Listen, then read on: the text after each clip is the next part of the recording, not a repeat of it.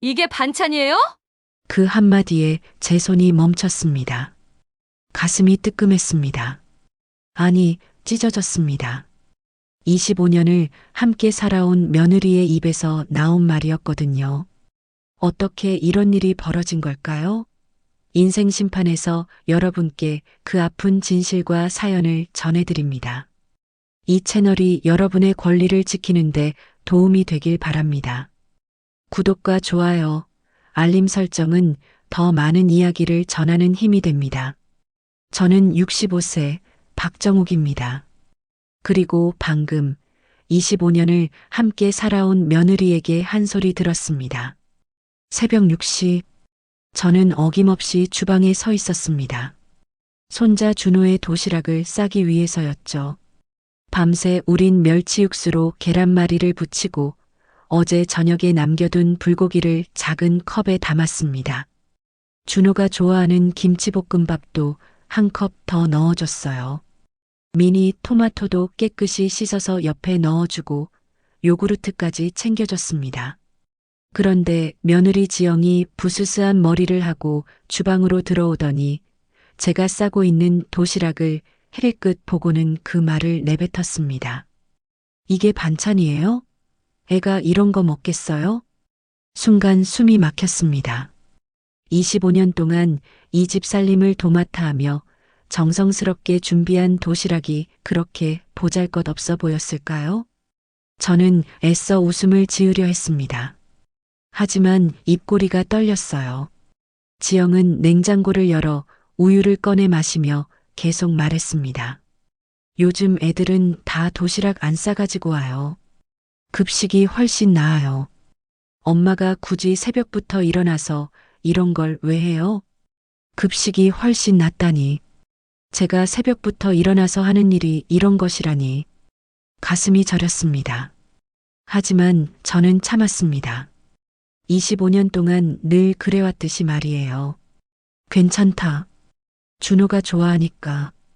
제가 작은 목소리로 말하자 지영은 고개를 절레절레 흔들었습니다. 엄마, 시대가 바뀌었어요. 요즘은 편의점 도시락도 훨씬 영양가 좋고 맛있다고요. 그리고 다른 엄마들은 다 직장 다녀요. 집에서 이런 거나 하고 계시니까 답답하시죠? 편의점 도시락이 더 맛있다고요. 25년 동안 이 가족을 먹여 살린 제 손맛이 편의점 도시락만 못하다고 하는 거였습니다. 그리고 제가 하는 일을 이런 거라고 했어요. 저는 더 이상 말할 수 없었습니다. 입술을 꽉 깨물고 도시락을 마저 쌌어요. 지영은 뒤돌아서면서도 한마디 더 던졌습니다. 집안일이라도 제대로 하셔야죠. 요즘 어수선해요. 그 말이 등짝에 꽂혔습니다. 마치 화살처럼 말이에요. 집안일이라도 제대로 하라고요? 새벽 5시에 일어나 밥하고 빨래하고 청소하고 아이 뒷바라지까지 도맡아서 하는 저에게 집안일을 제대로 하라고 했습니다. 어수선하다고 했어요. 준호가 잠에서 덜 깬 상태로 식탁에 앉았습니다. 저는 완성한 도시락을 아이 가방에 넣어주며 말했어요. 할머니가 싼 도시락이야. 맛있게 먹어. 준호는 졸린 눈으로 고개를 끄덕였습니다. 네, 할머니. 맛있을 것 같아요. 그 순간만큼은 따뜻했습니다. 하지만 지영이 준호에게 말했어요.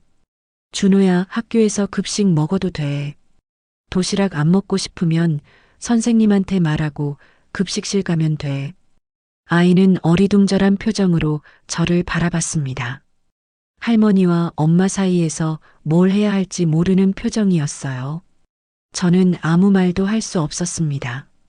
목구멍이 막힌 것 같았거든요. 지영은 화장을 고치며 거울을 보더니 또 한마디 했습니다. 엄마, 요즘 좀 늙어 보이세요. 파마라도 하시는 게 어때요? 그리고 옷도 좀 밝은 색으로 입으세요.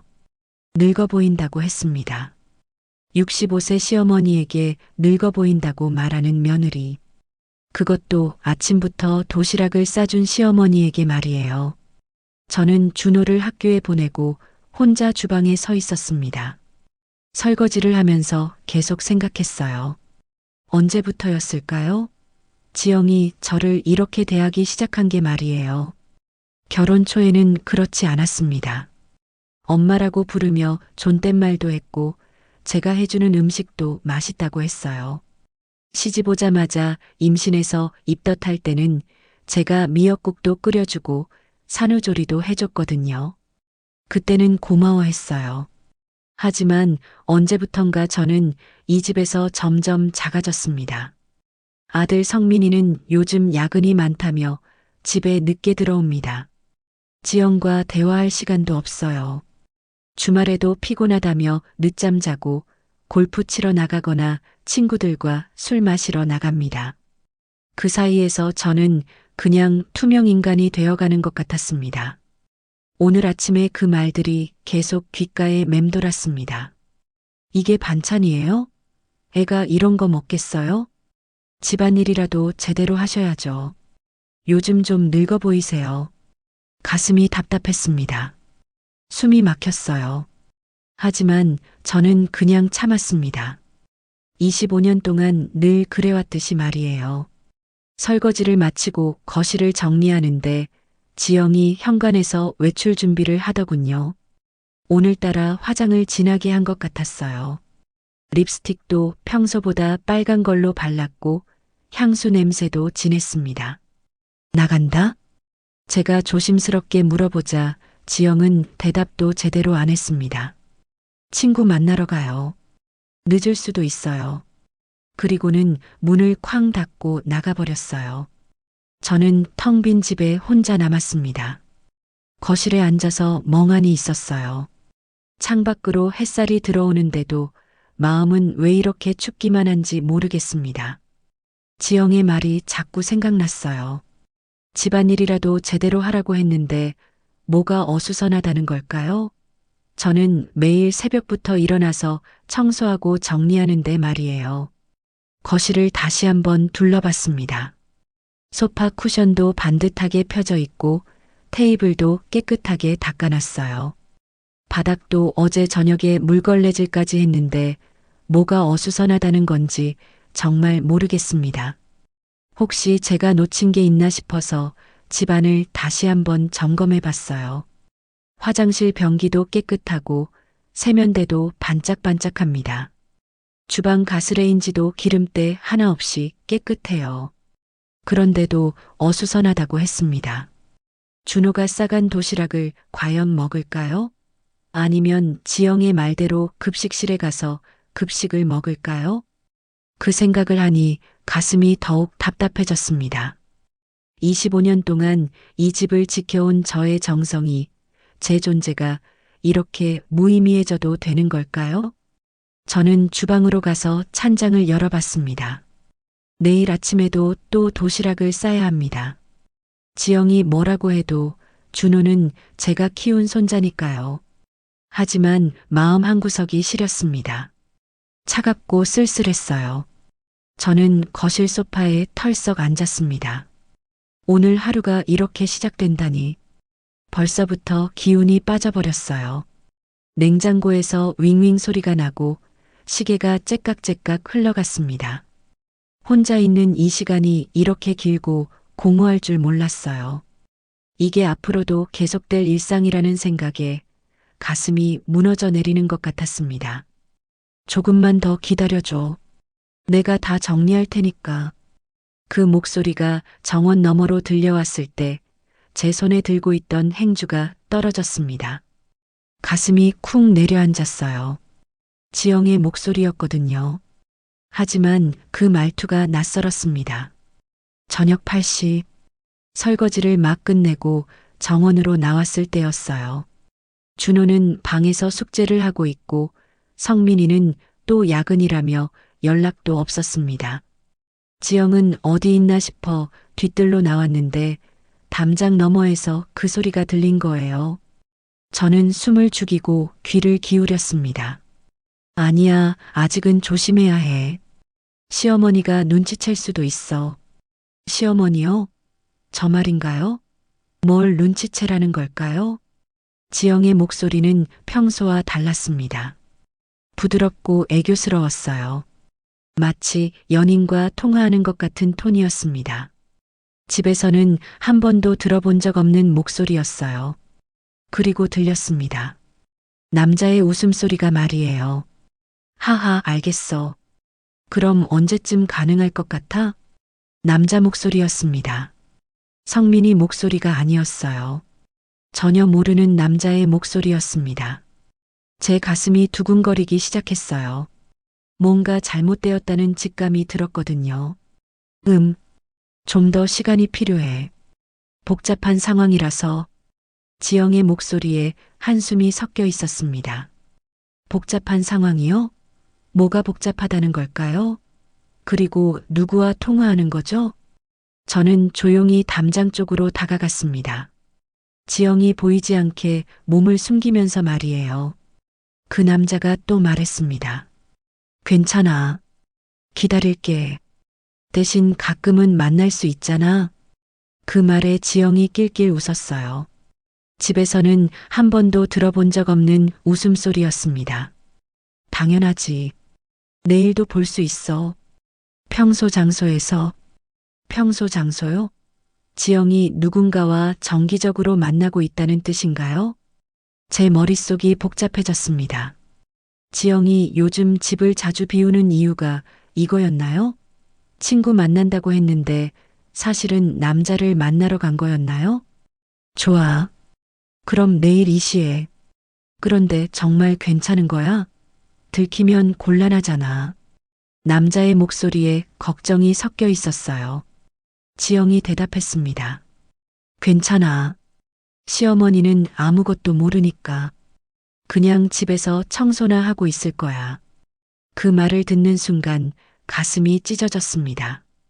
시어머니는 아무것도 모른다고요? 집에서 청소나 하고 있을 거라고요? 저를 완전히 바보 취급하는 거였습니다. 아무것도 모르는 늙은 여자로 보고 있었어요. 그래. 그럼 조심해서 들어가. 사랑해. 사랑한다고 했습니다. 그 남자가 지영에게 사랑한다고 했어요. 나도 사랑해. 내일 봐. 지영도 사랑한다고 대답했습니다. 제 다리에 힘이 빠졌어요. 담장에 손을 짚고 겨우 버텼습니다. 지영이 외도를 하고 있었습니다. 성민이를 배신하고 이 가족을 배신하고 있었어요. 통화가 끝났나 보더니 지영의 발걸음 소리가 들렸습니다. 저는 재빨리 주방으로 들어갔어요. 마치 아무것도 듣지 못한 것처럼 행동해야 했거든요. 지영이 현관문을 열고 들어왔습니다. 어머니, 뭐 하세요? 지영이 저에게 물어봤어요. 목소리는 평상시와 똑같았습니다. 방금 전 그 달콤한 목소리는 온데간데 없었어요. 아, 정원에 나갔다 왔다. 저는 애써 평정을 유지하려 했습니다. 하지만 목소리가 떨렸어요. 정원에서 뭐 하셨어요? 지영의 눈빛이 날카로워졌습니다. 혹시 제가 뭔가 들었나 싶어서 확인하는 것 같았어요. 그냥 바람 쐬고 왔다. 그렇게 대답하니까 지영이 안도하는 표정을 지었습니다. 아, 그러세요. 저는 씻으러 올라갈게요. 그리고는 계단을 올라가며 콧노래까지 불렀어요. 마치 기분이 좋다는 듯이 말이에요. 저는 주방에 혼자 서 있었습니다. 방금 들은 대화가 꿈이었으면 좋겠다고 생각했어요. 하지만 현실이었습니다. 지영이 외도를 하고 있었어요. 그것도 꽤 오래된 관계인 것 같았습니다. 평소 장소에서 만난다고 했으니까요. 제 머릿속이 복잡했습니다. 이걸 성민이에게 말해야 할까요? 하지만 확실한 증거도 없는데 괜히 가족이 더 망가질 수도 있잖아요. 그런데 가만 생각해 보니 이상한 일들이 많았어요. 지영이 요즘 화장을 진하게 하고 다니는 것, 외출이 잦아진 것, 집에서 전화 받을 때 다른 방으로 가는 것, 모든 게 이제 이해가 됐습니다. 저는 거실로 가서 소파에 앉았어요. 가슴이 답답하고 머리가 아팠습니다. 25년 동안 한 가족으로 살아왔는데 지영이 이런 일을 저지르고 있다니. 성민이는 야근한다며 열심히 일하고 있는데 그 사이에 아내가 다른 남자와 바람을 피우고 있었던 거예요. 그리고 저를 완전히 바보로 보고 있었습니다. 아무것도 모르는 늙은 여자로 말이에요. 시계를 보니 밤 9시가 넘었습니다. 준호는 방에서 숙제를 하고 있고 지영은 위층에서 샤워를 하고 있었어요. 샤워하면서도 콧노래를 부르는 소리가 들렸습니다. 저는 냉장고를 열어봤습니다. 내일 준호 도시락을 뭘로 싸줄지 생각해야 했어요. 하지만 머릿속이 복잡해서 집중이 안 됐습니다. 지영의 말이 계속 귓가에 맴돌았어요. 시어머니는 아무것도 모르니까 그냥 집에서 청소나 하고 있을 거야.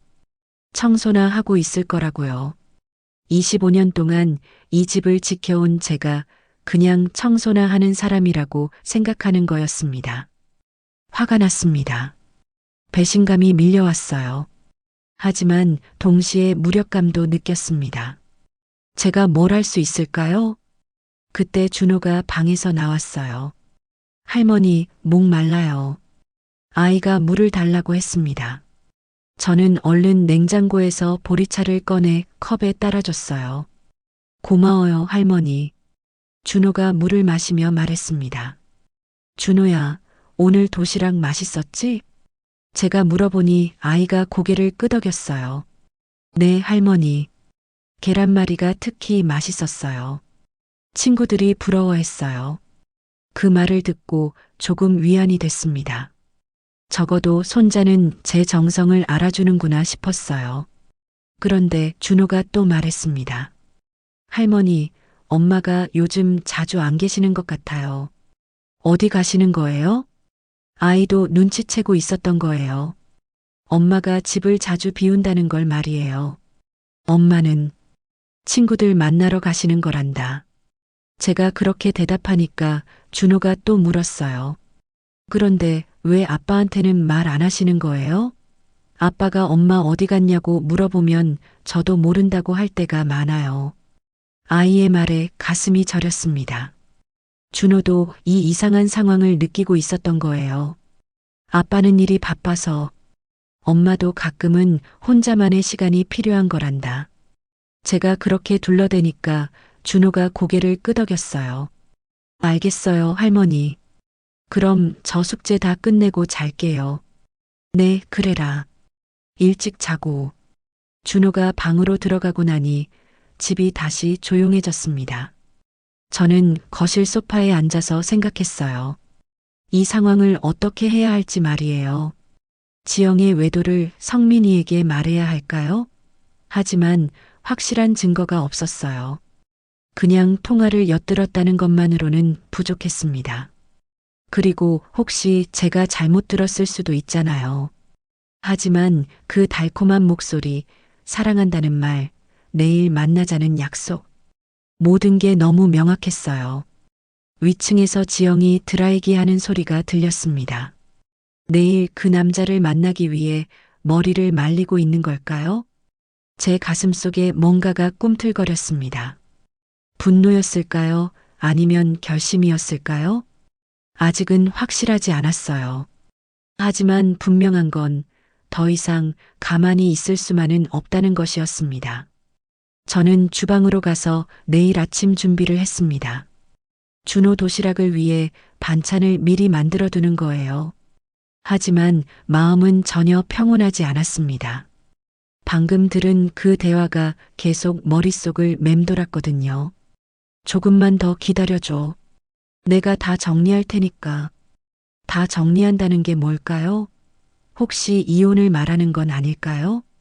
그 생각을 하니 온몸에 소름이 돋았습니다. 호텔 영수증이었습니다. 쓰레기통에서 찢어진 종이 조각을 발견했을 때 제 심장이 멈춘 줄 알았어요. 가슴이 터질 것 같았습니다. 그 영수증에는 분명히 적혀 있었거든요. 롯데호텔 객실료 15만 원. 그 일이 있은 지 사흘이 지났습니다. 지영의 수상한 통화를 들은 후부터 저는 잠을 제대로 잘 수가 없었어요. 혹시나 하는 마음에 여기저기를 살펴보게 됐는데 결국 결정적인 단서를 찾고 말았습니다. 쓰레기를 버리러 나갔다가 바람에 날린 종이 조각을 주웠는데 그게 바로 그 영수증이었어요. 찢어져서 날짜는 보이지 않았지만 분명 최근 것 같았습니다. 저는 그 조각들을 방으로 가져가서 맞춰봤어요. 손이 덜덜 떨렸습니다. 호텔 영수증이라니. 지영이 왜 호텔에 갔을까요? 성민이와 함께 갔다면 굳이 숨길 필요가 없을 텐데 말이에요. 그날 밤 저는 지영의 방을 정리하다가 또 다른 증거를 발견했습니다. 화장대 서랍 틈에 끼어 있던 작은 메모지였어요. 지영이 떨어뜨린 걸 모르고 있었나 봅니다. 저는 궁금해서 펼쳐봤어요. 그리고 깜짝 놀랐습니다. 메모지에는 누군가의 이름과 전화번호, 그리고 화요일 2시 롯데호텔 로비라고 적혀 있었거든요. 제가 기억하기로는 지영이 화요일마다 친구 만난다고 나갔는데 사실은 호텔에서 만나고 있었던 거였어요. 더 자세히 보니 하트 모양까지 그려져 있었습니다. 누군가에 대한 애정을 담은 메모였던 거예요. 저는 그 메모지를 따로 보관해뒀습니다. 혹시나 해서 말이에요. 다음 날 아침 준호에게 도시락을 싸주면서 아이에게 슬쩍 물어봤어요. 준호야, 엄마가 요즘 어디 자주 나가지? 아이는 계란말이를 먹으면서 대답했습니다. 네, 할머니. 엄마가 친구 만난다고 하는데 가끔 아저씨도 같이 있어요. 그 말에 젓가락을 든 제 손이 멈췄어요. 아저씨? 어떤 아저씨? 모르겠어요. 키가 크고 안경 쓰신 아저씨인데 엄마랑 같이 카페에 앉아 있는 걸 봤어요. 준호가 담담하게 말했는데 제 머릿속은 복잡해졌습니다. 언제 봤니? 지난주 토요일이요. 학원 끝나고 버스 타려고 했는데 엄마가 그 아저씨랑 카페에 앉아 있는 거 봤어요. 엄마를 부르려고 했는데 뭔가 분위기가 이상해서 그냥 왔어요. 분위기가 이상했다고 했습니다. 아이도 뭔가 느낀 거였어요. 그 아저씨를 처음 본 거니? 아니요. 전에도 봤어요. 엄마랑 같이 걸어가는 걸 봤는데 손을 잡고 있었어요. 손을 잡고 있었다고 했습니다. 제 가슴이 내려앉았어요. 그런데 준호가 또 말했습니다. 할머니, 그게 엄마 친구예요? 엄마가 아빠 아닌 다른 아저씨랑 손잡고 다니는 게 이상하지 않아요? 아이의 순진한 질문에 저는 할 말을 잃었습니다. 뭐라고 대답해야 할지 모르겠더라고요. 엄마는 친구들이 많으니까. 그렇게 둘러댔지만 준호는 고개를 갸웃거렸어요. 그날 저녁 저는 용기를 내서 지영에게 직접 물어보기로 했습니다. 성민이는 또 야근이고 준호는 방에서 숙제를 하고 있을 때였어요. 지영아, 요즘 어디 자주 나가는 것 같던데. 지영이 휴대폰을 보다가 저를 쳐다봤어요. 네. 왜요? 그냥 준호가 엄마가 안 계신다고 해서. 지영의 표정이 조금 굳어졌습니다. 친구들 만나러 다녀요. 뭐 문제라도 있어요? 아니다. 그냥 궁금해서 물어본 거야. 그런데 누구 만나러 다니니? 제가 좀 더 구체적으로 물어보자 지영이 짜증스럽다는 듯이 대답했어요. 대학 동창들이요. 요즘 모임이 자주 있어서 그래요. 정말 대학 동창들이니? 제가 다시 물어보니까 지영이 화를 내기 시작했어요. 어머니, 왜 이렇게 캐묻으세요? 제가 어디 가든 제 자유 아니에요? 그래, 내 자유지. 하지만 가족한테는 말해야 하는 거 아니니? 제가 그렇게 말하자 지영이 비웃듯이 웃었어요. 가족이요? 어머니는 가족이라고 생각하세요? 저는 그냥 이 집에 얹혀 사는 사람 같은데요. 얹혀 산다니, 그게 무슨 말이냐? 사실이잖아요. 어머니가 이 집 주인이고 저는 그냥 며느리일 뿐이에요. 뭘 해도 간섭받고 뭘 해도 눈치 보고 이런 게 가족이에요? 지영의 말에 저는 당황했어요. 제가 언제 간섭했다고 하는 건가요? 나는 간섭한 적 없다. 내가 하고 싶은 대로 하라고 했잖니. 그게 간섭이 아니에요? 제가 어디 가는지 캐묻고 누구 만나는지 확인하고 이런 게 간섭 아니면 뭐예요? 지영이 목소리를 높였어요. 하지만 저는 이상했습니다.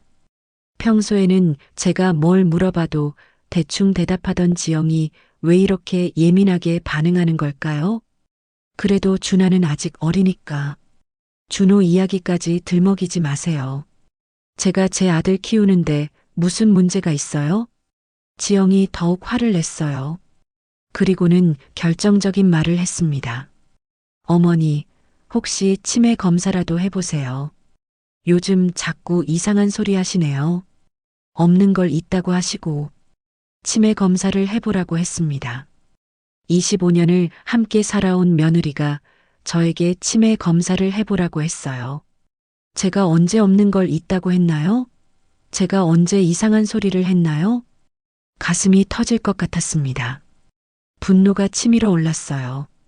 지영은 그 말을 하고 나서 휴대폰을 들고 위층으로 올라가 버렸어요. 계단을 오르면서도 중얼거렸습니다. 정말 피곤해 죽겠네. 저는 거실에 혼자 남아서 눈물이 났어요. 분하고 억울했습니다. 치매라고요? 제가 치매라고 했어요? 호텔 영수증도 받고 통화 내역도 확인했고 심지어 준호까지 증언을 했는데 저를 치매 환자 취급하는 거였습니다. 저는 안방으로 가서 서랍을 열어봤어요. 그 호텔 영수증 조각들을 다시 꺼내서 봤습니다. 이게 제 착각인가요? 이게 없는 걸 있다고 하는 건가요? 그리고 휴대폰 요금 명세서도 다시 펼쳐봤어요. 그 모르는 번호와의 통화 내역들이 선명하게 적혀 있었습니다. 이것도 제 착각인가요? 준호가 본 그 남자도 제 착각인가요? 아니었습니다. 모든 게 현실이었어요. 지영이 외도를 하고 있고 그걸 숨기려고 저를 치매 환자로 몰아가고 있는 거였습니다. 그 순간 제 마음속에 뭔가가 타오르기 시작했어요. 분노였습니다. 25년 동안 참고 또 참았는데 이제는 더 이상 참을 수 없었어요. 저는 그 밤 잠을 이루지 못했습니다. 지영의 말이 계속 귓가에 맴돌았거든요. 치매 검사라도 해보세요. 없는 걸 있다고 하시고 이상한 소리 하시네요. 제가 25년 동안 이 집을 지키고 손자를 키우고 가족을 돌봤는데 치매 환자 취급을 받는 거였습니다. 더 이상은 안 되겠다고 생각했어요. 이제는 더 이상 그냥 넘어갈 수 없다고 마음먹었습니다. 다음 날 아침 저는 거울을 보며 다짐했어요. 제 눈빛이 달라져 있었습니다. 25년 동안 참아온 모든 것들이 한계에 다다른 거였어요. 지영이 저를 바보로 보든 치매 환자로 보든 상관없었습니다. 이제는 제가 누군지 보여줄 때가 온 것 같았어요. 제 마음속에서 작은 불씨가 활활 타오르기 시작했습니다. 39도 8분. 체온계 숫자를 본 순간 세상이 무너지는 것 같았습니다. 가슴이 터질 듯 뛰었어요. 준호가 새파랗게 질린 얼굴로 침대에 누워있는 모습을 보니 눈물이 쏟아졌습니다. 그날 밤 10일시였어요. 준호가 갑자기 열이 나면서 토하기 시작했거든요. 얼굴이 빨갛게 달아오르더니 숨을 헐떡이며 아프다고 했습니다. 할머니, 머리가 너무 아파요. 아이가 약한 목소리로 중얼거렸을 때 저는 등골이 서늘해졌어요. 재빨리 체온을 재어보니 39도가 넘었습니다. 준호야, 괜찮다. 할머니가 있으니까 걱정하지 마라. 저는 아이를 업고 택시를 불렀어요.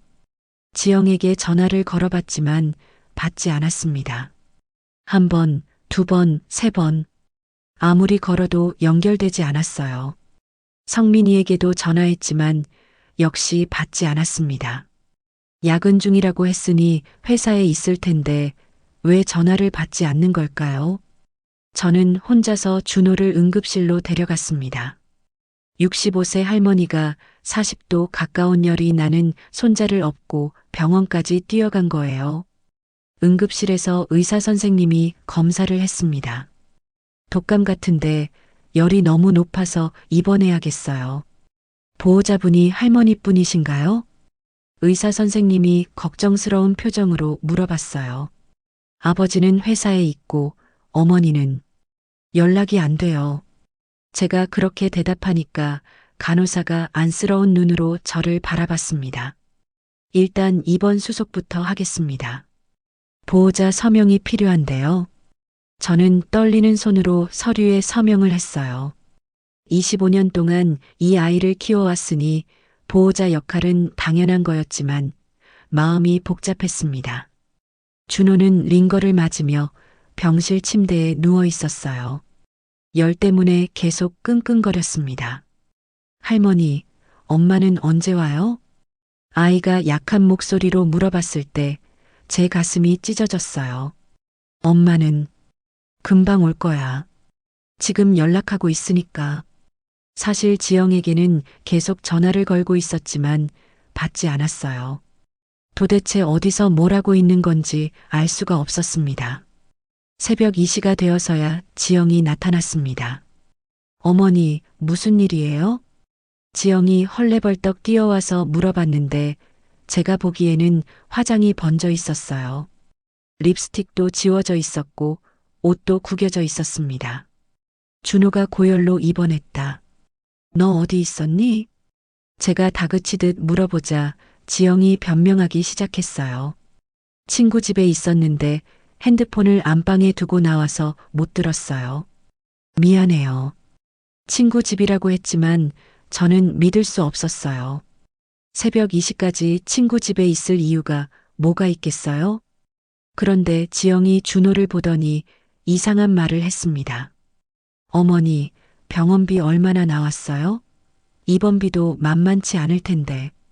아이가 아파서 입원했는데 제일 먼저 묻는 게 병원비였어요. 아이 상태를 묻는 게 먼저가 아니라 말이에요.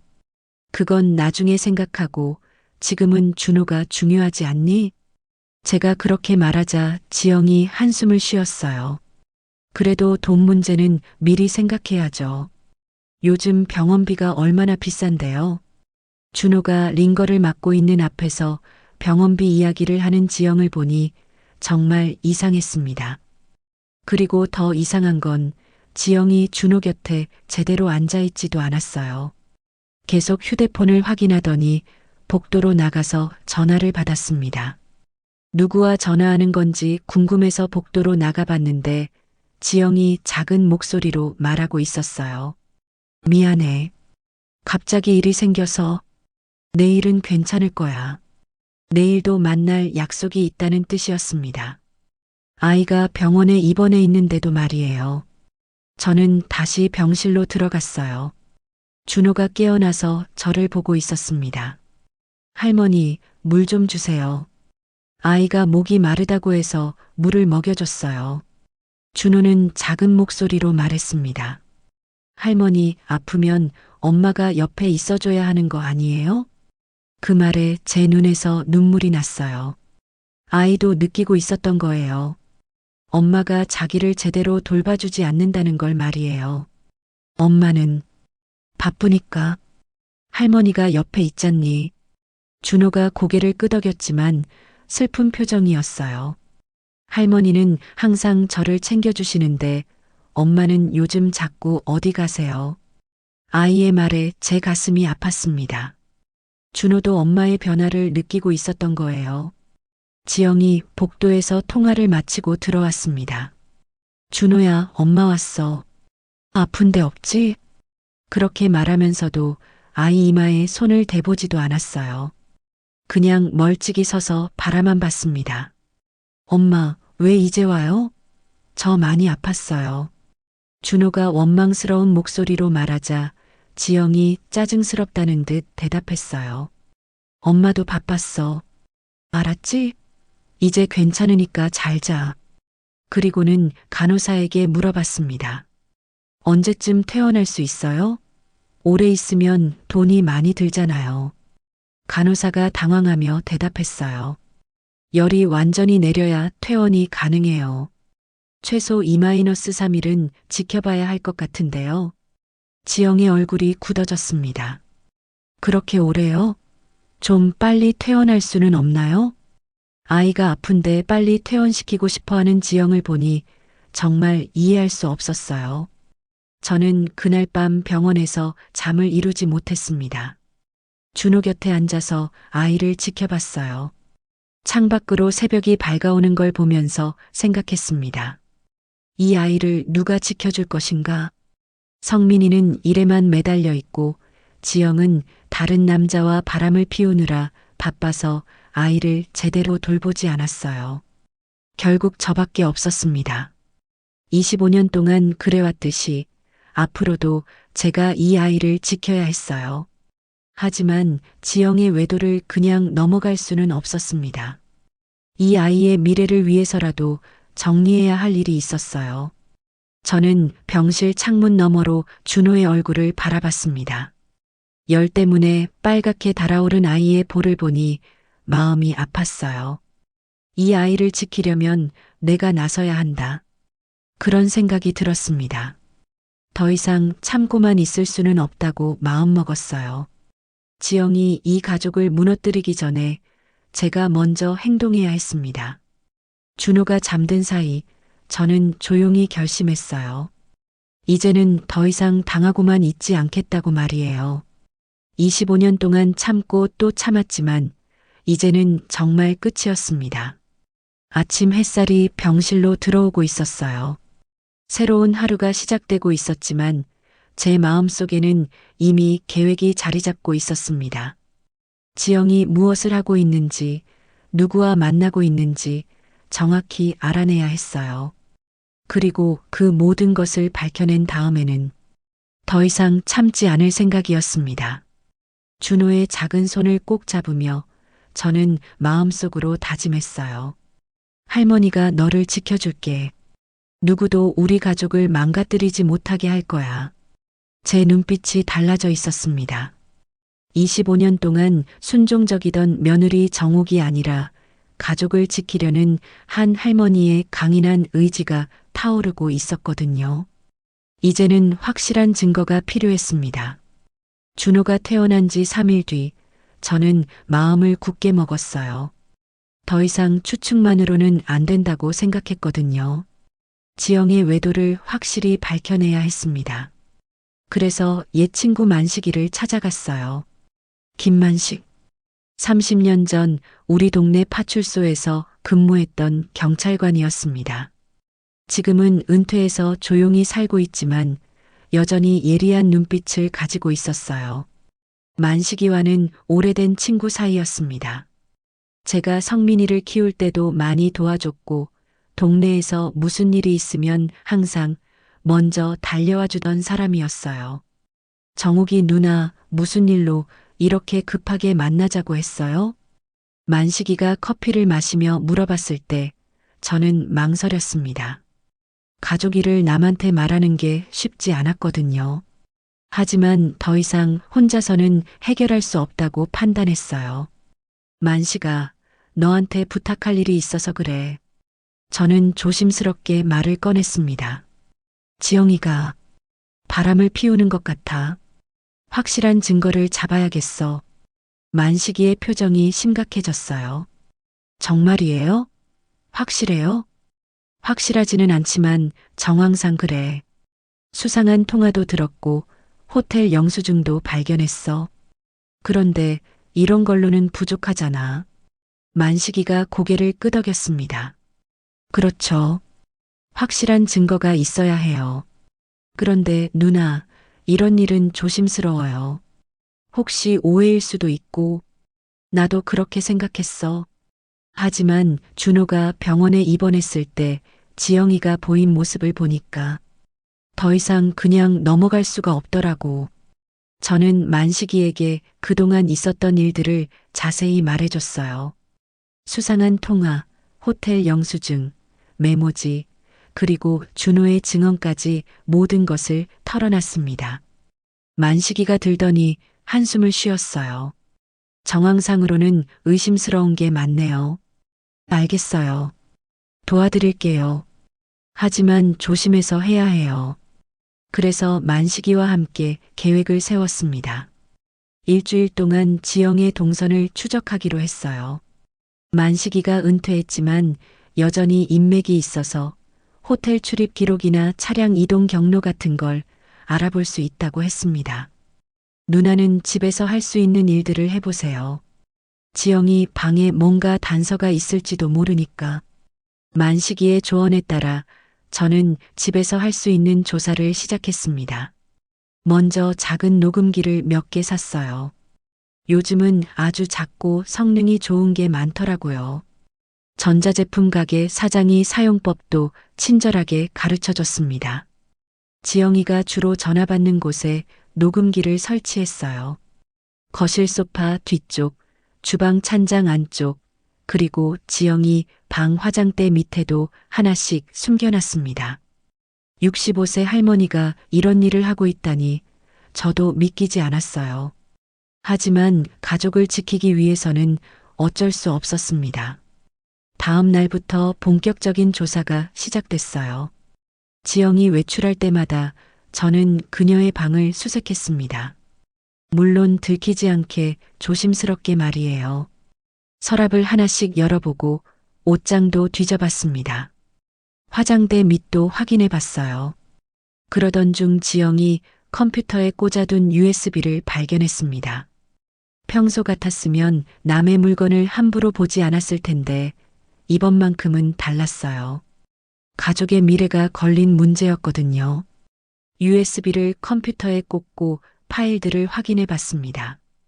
처음에는 별다른 게 없어 보였어요. 사진 몇 장, 문서 파일들. 그런데 폴더 하나가 눈에 띄었습니다. 이름이 개인이라고 되어 있었어요.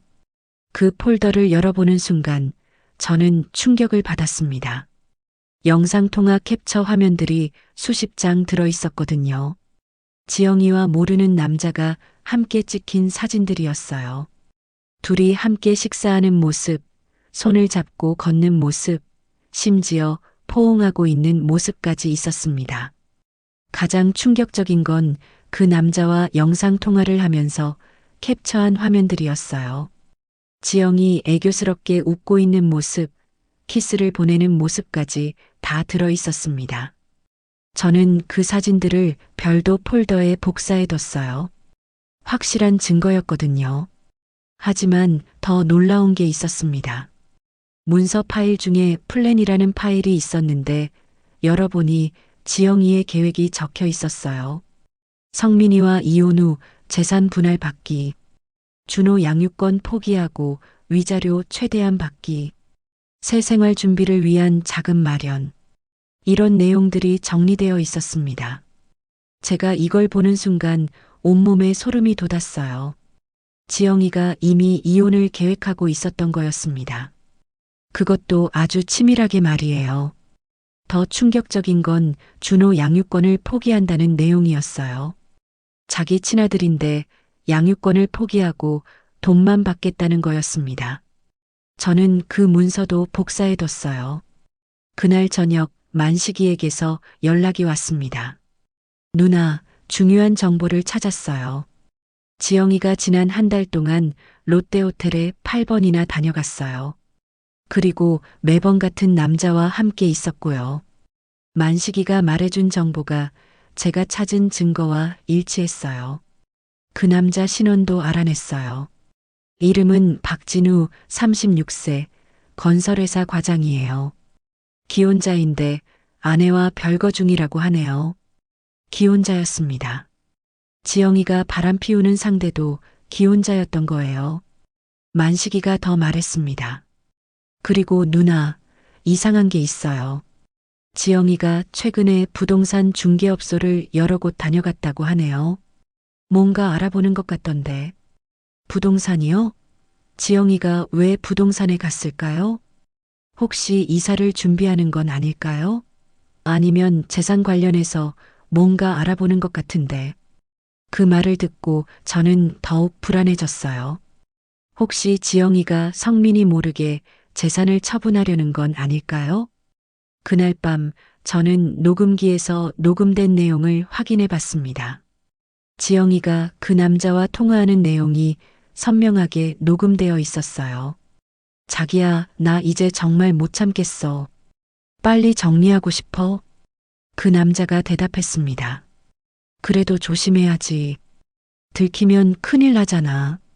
특히 시어머니한테는 절대 들키면 안 돼. 시어머니 이야기가 나오니까 지영이 비웃듯이 말했어요. 시어머니는 아무것도 몰라.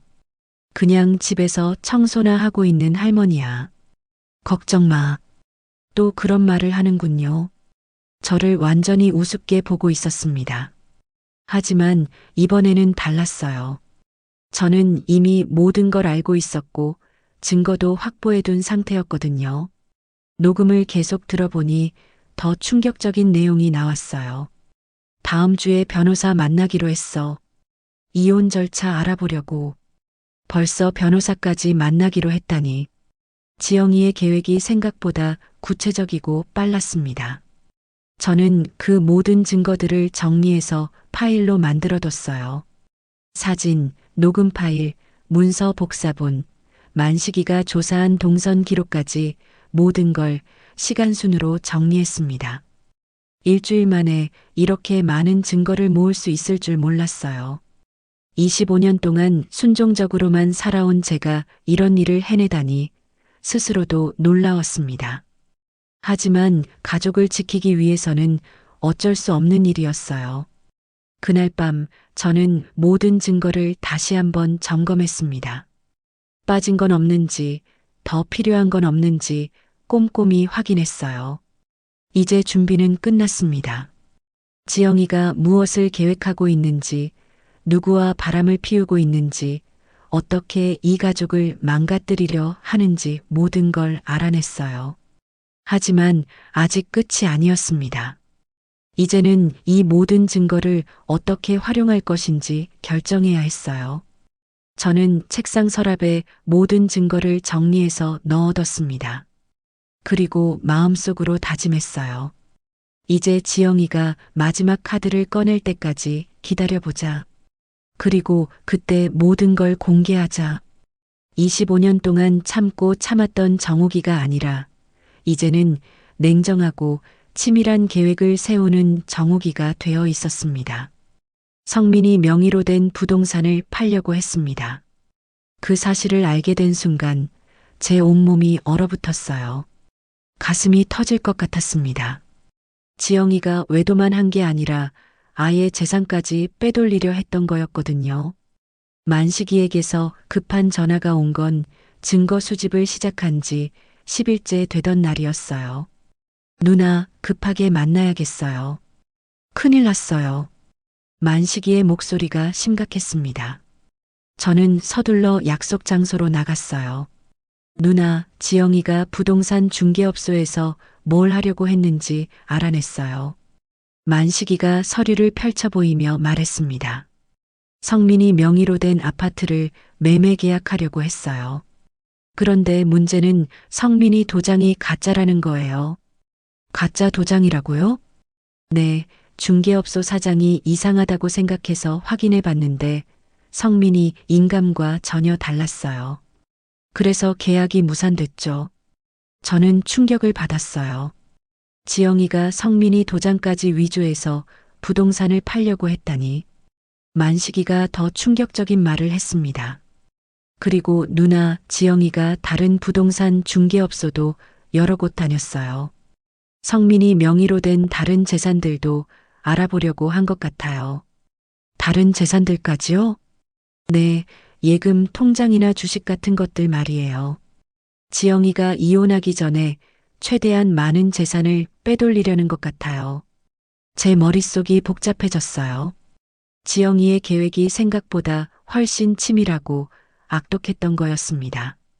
집으로 돌아와서 저는 곧바로 성민이 서재를 뒤졌어요. 혹시 지영이가 다른 서류들도 만지작거렸을까 봐서 말이에요. 서재 서랍을 하나씩 열어보는데 이상한 점을 발견했습니다. 성민이가 중요한 서류들을 보관하는 서랍이 어수선하게 정리되어 있었어요. 평소 깔끔한 성민이 성격과는 맞지 않았습니다. 더 자세히 살펴보니 몇 장의 서류가 빠져 있었어요. 부동산 등기부등본과 인감증명서 같은 중요한 서류들이 없어진 거였습니다. 지영이가 가져간 게 분명했어요. 저는 성민이에게 직접 물어보기로 했습니다. 그날 저녁 성민이가 퇴근하자마자 말이에요. 성민아, 너 서재 서류들 정리했니? 성민이가 고개를 갸웃거렸어요. 아니요, 엄마. 왜요?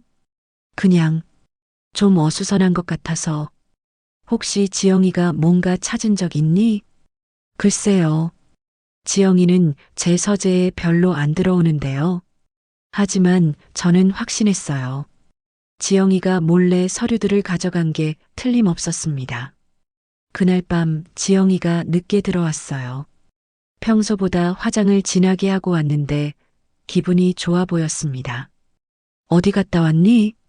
지영이가 대답했어요. 친구들이랑 저녁 먹었어요.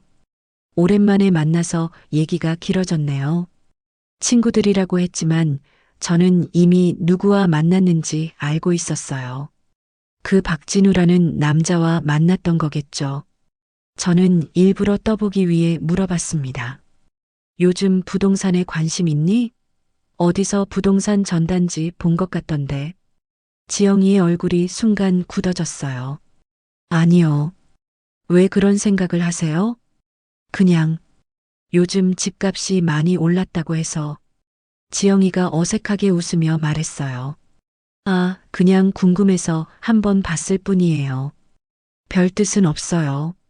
하지만 저는 지영이가 거짓말하고 있다는 걸 알았어요. 표정부터 부자연스러웠거든요. 다음 날 저는 만식이와 함께 더 자세한 조사를 했습니다. 누나, 지영이가 변호사 사무실도 다녀왔어요. 이혼 전문 변호사 말이에요. 역시 이혼 준비를 하고 있었군요. 네, 그리고 더 충격적인 건 지영이가 그 박진우라는 남자와 동거를 준비하고 있다는 거예요. 원룸을 알아보고 있더라고요. 동거 준비까지 하고 있다니. 지영이의 계획이 거의 마지막 단계에 와 있었던 거였어요. 만식이가 더 말했습니다. 그리고 누나, 결정적인 증거 하나 더 확보했어요. 결정적인 증거요? 만식이가 봉투 하나를 꺼내 보였어요. 지영이와 그 남자가 모텔에서 나오는 장면을 찍은 사진이에요. 얼굴도 선명하게 나왔고 시간과 장소도 정확해요.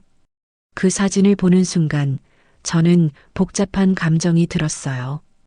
분노와 실망, 그리고 묘한 안도감까지 말이에요. 이제 확실한 증거가 생겼으니까요. 이제 모든 퍼즐이 맞춰졌어요. 지영이는 박진우라는 기혼 남성과 외도를 하고 있었고 성민이와 이혼한 후 그 남자와 동거할 계획을 세우고 있었습니다. 그 과정에서 성민이 명의의 재산들을 최대한 빼돌리려 했고 심지어 서류까지 위조하려 했어요. 하지만 지영이는 자신이 모든 걸 완벽하게 숨기고 있다고 생각하고 있었습니다. 저를 아무것도 모르는 늙은 할머니로만 보고 있었거든요. 그날 저녁 지영이가 또 나가려고 준비하는 걸 봤어요. 또 나가니? 네, 친구 만나러 가요. 지영이가 거짓말을 하면서도 태연했어요. 마치 자신의 계획이 완벽하다고 믿는 것 같았습니다. 지영이가 나간 후 저는 녹음기를 확인해 봤어요. 지영이가 그 남자와 통화한 내용이 또 녹음되어 있었습니다. 자기야, 이제 거의 다 됐어. 다음 주에 성민이한테 이혼 얘기 꺼낼 거야. 그 남자가 걱정스럽게 말했어요. 괜찮을까? 시어머니는 뭐라고 하지 않을까? 지영이가 비웃듯 말했어요. 시어머니는 상관없어. 그냥 할머니일 뿐이야. 성민이만 설득하면 돼. 할머니일 뿐이라고 했습니다. 25년 동안 이 집을 지키고 손자를 키운 저를 그냥 할머니일 뿐이라고 했어요. 하지만 이번에는 달랐습니다. 저는 이미 모든 걸 알고 있었고 확실한 증거도 가지고 있었어요. 녹음을 계속 들어보니 더 구체적인 계획이 나왔습니다. 재산 분할도 최대한 많이 받을 수 있을 거야. 아파트랑 예금 반반씩 나누면 꽤 클 거야. 준호는 어떻게 할 거야? 준호는 시어머니가 키우게 할 거야. 나는 양육권 포기하고 양육비도 안 줄 거야. 어차피 시어머니가 좋아하잖아. 자기 친아들인 준호의 양육권을 포기하겠다고 했습니다. 양육비도 주지 않겠다고 했어요. 그 말을 듣는 순간 제 안에서 뭔가가 폭발했어요. 분노가 끓어올랐습니다. 25년 동안 지영이를 딸처럼 여기며 살았는데 지영이는 저를 이용만 하고 버리려 했던 거였어요. 심지어 자기 아들까지 저에게 떠넘기고 자기는 새로운 남자와 행복하게 살겠다는 거였습니다. 저는 그 모든 내용을 빠짐없이 녹음했어요. 그리고 파일로 정리해서 다른 증거들과 함께 보관했습니다. 이제 정말 모든 준비가 끝났어요. 지영이의 외도 증거, 재산 빼돌리기 시도, 서류 위조, 이혼 계획, 심지어 아들 양육권 포기 계획까지 모든 걸 확보했습니다. 하지만 저는 아직 행동하지 않았어요. 지영이가 직접 성민이에게 이혼 얘기를 꺼낼 때까지 기다리기로 했거든요. 그때가 바로 모든 카드를 공개할 때라고 생각했습니다. 지영이는 여전히 자신이 모든 걸 완벽하게 통제하고 있다고 믿고 있었어요. 저를 아무것도 모르는 늙은 할머니로만 보고 있었고 성민이도 자신의 손바닥 안에서 놀고 있다고 생각하고 있었습니다. 하지만 사실은 정반대였어요. 저는 지영이의 모든 계획을 꿰뚫고 있었고 결정적인 순간을 기다리고 있었던 거였습니다. 그날 밤 저는 마지막으로 모든 증거를 정리했어요. 사진, 녹음 파일, 서류 복사본, 조사 기록. 모든 것이 완벽했습니다. 이제 지영이가 마지막 수를 두기만 하면 됐어요. 그러면 제가 25년 동안 준비해온 마지막 카드를 꺼낼 때가 올 거였습니다. 저는 서랍에 모든 증거를 넣고 잠갔어요. 그리고 마음속으로 다짐했습니다. 지영아, 내가 나를 얼마나 우습게 봤는지 이제 보여줄 때가 왔다. 오늘이 바로 그날입니다. 성민이 생일을 맞아 온 가족이 모인 거실에서 저는 마침내 모든 진실을 공개하기로 했어요. 가슴이 두근거렸지만 동시에 후련했습니다. 25년 동안 참고 참았던 모든 게 오늘 끝날 테니까요. 성민아, 생일 축하한다. 오늘은 특별한 날이니까 온 가족이 함께 뭔가 봤으면 좋겠어. 저는 일부러 밝은 목소리로 말했어요. 성민이가 웃으며 대답했습니다. 엄마, 뭘 보려고 하세요? 영화라도 틀어주실 거예요? 응, 영화보다 더 재미있는 걸 보여줄 거야. 지영이는 소파에 앉아 휴대폰을 보고 있었어요. 평소와 다름없이 무심한 표정이었습니다. 아직도 자신이 모든 걸 완벽하게 숨기고 있다고 생각하고 있었거든요. 준호도 할머니 옆에 앉아서 무엇을 보여줄지 궁금해했어요. 할머니, 뭘 보는 거예요? 곧 알게 될 거야, 준호야. 아주 중요한 걸 보여줄 거거든. 저는 TV를 켰습니다. 그리고 미리 준비해둔 USB를 꺼내 들었어요. 이게 뭐예요, 엄마? 성민이가 궁금해하며 물어봤을 때 지영이의 시선이 제 손에 들린 USB로 향했습니다. 그 순간 지영이의 얼굴이 조금 굳어지는 게 보였어요. 혹시 제가 뭔가 알고 있다는 걸 직감한 걸까요? 가족들에게 보여주고 싶은 소중한 영상이 있어서 그래. 저는 USB를 TV에 꽂았습니다. 화면에 폴더 목록이 나타났어요. 지영이의 진실이라고 이름 붙인 폴더가 가장 위에 있었습니다. 그 순간 지영이가 벌떡 일어났어요. 어머니, 그게 뭐예요? 제가 먼저 확인해 볼게요. 지영이가 다급하게 말했지만 저는 이미 파일을 클릭했습니다. 앉아 있어, 지영아. 모두 함께 봐야 할 거니까. 첫 번째로 재생된 건 지영이가 그 남자와 통화하는 녹음 파일이었어요. 거실에 지영이의 목소리가 울려 퍼졌습니다. 자기야, 조금만 더 기다려줘. 내가 다 정리할 테니까. 성민이의 얼굴이 순간 굳어졌어요. 지영이는 창백해져서 일어서려고 했지만 저는 단호하게 말했습니다. 앉아. 끝까지 들어봐. 시어머니는 아무것도 몰라. 그냥 집에서 청소나 하고 있는 할머니야. 그 말이 나오자 성민이가 지영이를 바라봤어요. 눈빛이 차가워져 있었습니다. 지영아, 이게 뭐야? 지영이가 변명하려 했지만 저는 다음 파일을 재생했어요.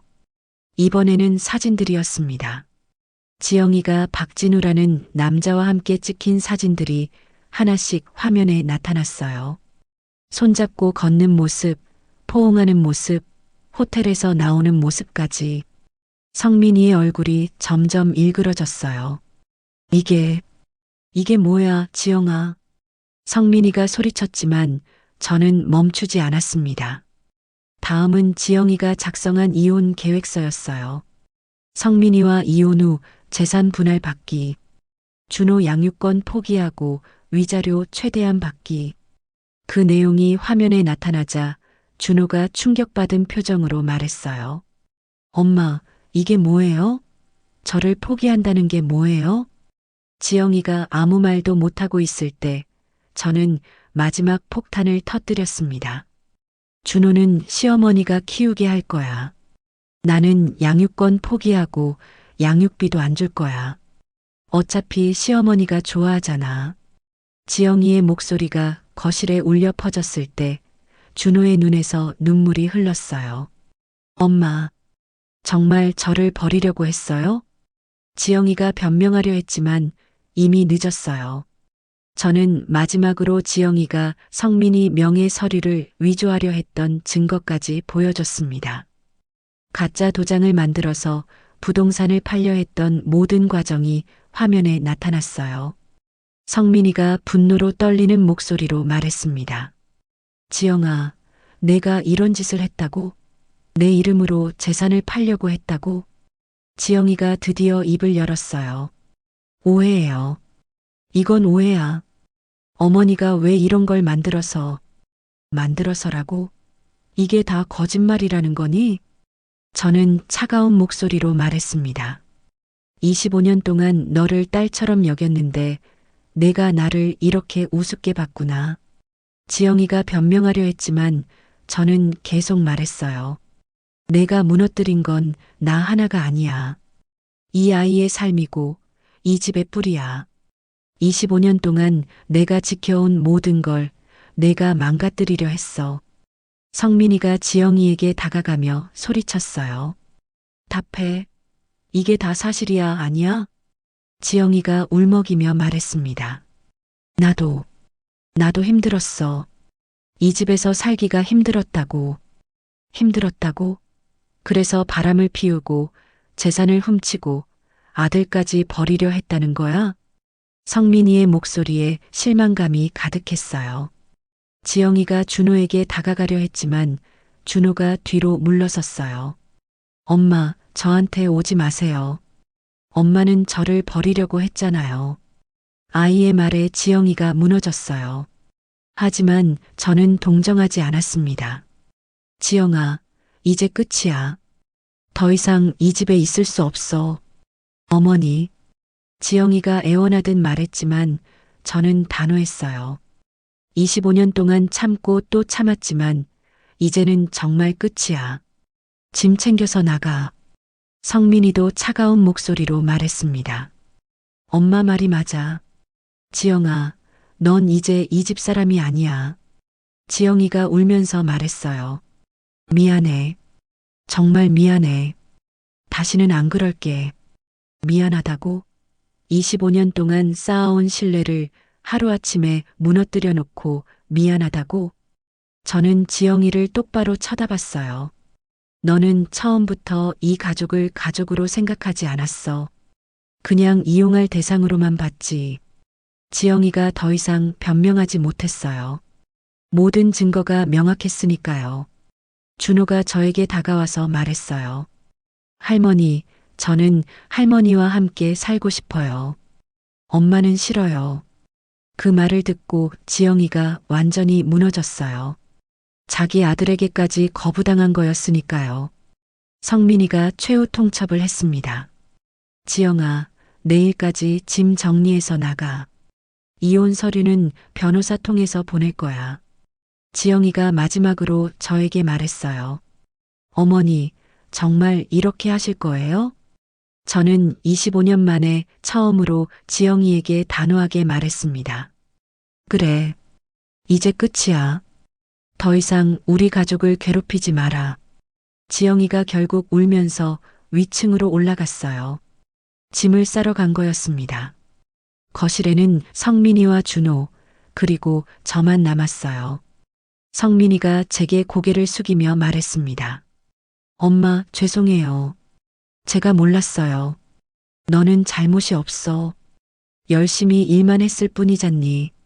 준호가 제 손을 잡으며 말했어요. 할머니, 고마워요. 할머니가 우리를 지켜주셨어요. 그 말을 듣고 제 눈에서 눈물이 났어요. 기쁜 눈물이었습니다. 25년 동안 참고 참았던 모든 것이 드디어 끝났어요. 이제 정말 새로운 시작이었습니다. 위층에서 지영이가 짐을 싸는 소리가 들렸어요. 내일이면 이 집에서 영원히 사라질 거였습니다. 저는 성민이와 준호를 바라봤어요. 이제 우리 세 사람이 진짜 가족이 되어 새로 시작하는 거였습니다. 25년 만에 처음으로 마음이 평온해졌어요. 서류에 서명하는 지영의 손이 떨리고 있었습니다. 심판의 날로부터 일주일이 지났어요. 변호사 사무실에서 지영이 모든 재산 분할 포기와 친권 포기 서류에 서명하는 모습을 보니 이제 정말 모든 게 끝났다는 실감이 났습니다. 지영은 한 주 동안 그 박진우라는 남자의 원룸에서 지냈다고 했어요. 하지만 그마저도 오래가지 않았나 봅니다. 기혼자인 그 남자의 아내가 모든 걸 알게 되면서 관계가 정리되었다고 하더라고요. 결국 지영은 혼자가 되었어요. 가족도 잃고 남자도 잃었습니다. 변호사가 서류를 정리하며 말했습니다. 이제 모든 절차가 끝났습니다. 이혼도 성립되고 친권도 완전히 할머니와 아버지에게 넘어갔어요. 지영이 마지막으로 저를 바라봤어요. 눈이 퉁퉁 부어 있었습니다. 어머니, 정말 죄송합니다. 하지만 저는 차갑게 대답했어요. 이제 남남이야. 더 이상 할 말 없어. 지영이 고개를 숙이고 변호사 사무실을 나갔어요. 그 뒷모습을 보니 조금 측은한 마음도 들었지만 25년 동안 쌓인 배신감이 더 컸습니다. 집으로 돌아오니 성민이와 준호가 기다리고 있었어요. 엄마, 어떻게 됐어요? 성민이가 조심스럽게 물어봤을 때 저는 안도의 한숨을 쉬었어요. 이제 정말 끝났어. 우리가 이겼다. 그 말을 듣고 성민이가 저에게 다가왔어요. 그리고 무릎을 꿇고 앉더니 고개를 숙였습니다. 엄마, 정말 죄송합니다. 제가 너무 무관심했어요. 성민이의 눈에서 눈물이 흘렀어요. 엄마가 25년 동안 이 집을 지켜주셨는데 저는 일에만 매달려서 아무것도 몰랐어요. 지영이가 엄마한테 그런 짓을 하는 줄도 모르고 저는 성민이의 손을 잡아 일으켜 세웠어요. 괜찮다, 성민아. 너는 열심히 살았잖니. 가장으로서 가족을 위해 일한 거야. 하지만 성민이는 계속 울었어요. 아니에요. 제가 집에 더 신경 썼다면 이런 일이 없었을 거예요. 준호도 엄마도 고생하지 않았을 텐데. 그때 준호가 저에게 다가와서 안겼어요. 할머니, 저도 죄송해요. 엄마가 할머니한테 나쁜 말 할 때 제가 막지 못했어요. 아이의 말에 제 가슴이 뭉클해졌어요. 준호야, 너는 잘못이 없어. 할머니가 다 지켜줄 거야. 우리 세 사람이 거실에서 한참 동안 울었어요. 그동안 쌓였던 모든 감정들이 한꺼번에 터져 나온 거였습니다. 성민이가 손수건으로 눈물을 닦으며 말했습니다. 엄마, 앞으로는 제가 더 신경 쓸게요. 회사 일도 줄이고 집에 더 일찍 들어올게요. 그리고 준호도 제가 더 챙길게요. 엄마 혼자 모든 걸 하시게 하지 않을게요. 저는 성민이의 진심을 느낄 수 있었어요. 고맙다, 성민아. 하지만 너무 부담 갖지는 마라. 엄마가 아직 건강하니까. 준호가 저를 올려다보며 말했어요. 할머니, 이제 정말 우리 셋이서 사는 거예요? 그래, 준호야. 이제 우리가 진짜 가족이야. 아이가 환하게 웃었어요. 좋아요. 할머니 도시락도 계속 싸주시는 거죠? 그 말에 저도 웃음이 나왔어요. 당연하지. 할머니가 맛있는 도시락 계속 싸줄게. 성민이가 갑자기 진지한 표정으로 말했습니다. 엄마, 제가 깨달은 게 있어요. 뭐니? 가족은 당연한 게 아니라는 거예요. 지켜야 하는 거고 노력해야 하는 거라는 걸 이제야 알았어요. 성민이의 말에 저는 고개를 끄덕였어요. 맞아. 가족은 지키는 거란다. 지켜야 할 때 못 지키면 결국은 모두 잃게 돼. 그 말을 하고 나니 가슴이 뻥 뚫리는 것 같았어요. 25년 동안 제가 지키고 싶었던 건 바로 이거였거든요. 진짜 가족이라는 건 말이에요. 그날 저녁 저는 오랜만에 정성스럽게 저녁을 준비했어요. 준호가 좋아하는 계란말이, 성민이가 좋아하는 김치찌개, 그리고 밑반찬들까지 모든 걸 정성스럽게 만들었습니다. 할머니, 뭔가 냄새가 달라요. 더 맛있는 냄새가 나요. 준호가 주방으로 와서 말했을 때 저는 웃었어요. 마음이 달라지니까 음식 맛도 달라지나 보구나. 정말 그랬어요. 같은 재료로 같은 음식을 만들었는데도 뭔가 다른 느낌이었어요. 아마도 제 마음이 편해져서 그런 것 같았습니다. 성민이도 일찍 퇴근해서 함께 저녁을 먹었어요. 엄마, 정말 맛있어요. 오랜만에 이렇게 맛있는 밥 먹는 것 같아요. 그동안 내가 만든 밥이 맛없었다는 거니? 아니에요. 그게 아니라 마음이 편해서 더 맛있게 느껴지는 것 같아요. 성민이의 말에 저도 공감했어요. 정말 마음이 편하니까 모든 게 다르게 느껴졌거든요. 식사를 마치고 설거지를 하는데 성민이와 준호가 함께 도와줬어요. 엄마, 제가 할게요. 성민이가 접시를 닦아주고 준호는 수저를 정리해줬어요. 이런 모습이 25년 만에 처음이었습니다. 거실에 앉아서 함께 TV를 보는데 정말 평화로웠어요. 오랜만에 집안이 조용하고 따뜻했습니다. 준호가 제 무릎에 기대어 앉으며 말했어요. 할머니, 앞으로도 계속 이렇게 살 수 있죠? 그럼 당연하지. 할머니가 계속 지켜줄 거야. 성민이도 말했어요. 엄마, 정말 고생 많으셨어요. 앞으로는 제가 더 잘할게요. 저는 두 사람을 바라보며 마음속으로 다짐했어요. 이 평화로운 일상을 다시는 잃지 않겠다고 말이에요. 그날 밤 잠자리에 들기 전에 저는 거울을 봤어요. 제 얼굴이 예전과 달라 보였습니다. 더 당당해 보이고 더 밝아 보였어요. 25년 동안 참고 또 참으며 살았지만 이제는 다릅니다. 제가 누군지, 이 집에서 제가 얼마나 중요한 존재인지 확실히 알게 되었거든요. 다음 날 아침 저는 다시 새벽 6시에 일어나서 준호 도시락을 쌌어요.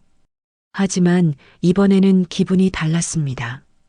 누군가 뭐라고 할까봐 걱정하며 만드는 게 아니라 사랑하는 손자를 위해 기쁘게 만드는 거였어요. 준호가 일어나서 도시락을 보더니 환하게 웃었어요. 할머니, 오늘 도시락도 정말 예쁘게 쌌어요. 친구들한테 자랑할 거예요. 그 말을 듣고 제 마음이 따뜻해졌어요.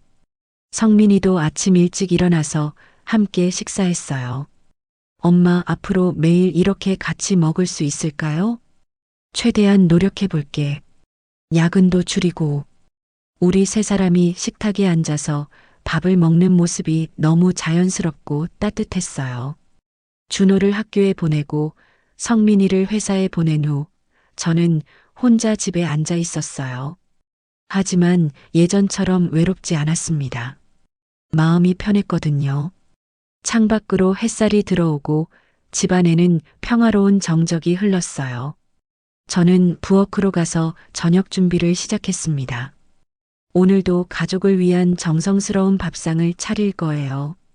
가족은 지키는 거라고 했던 제 말이 맞았습니다. 제가 끝까지 포기하지 않고 지켜냈기 때문에 이제 진짜 가족을 되찾을 수 있었어요.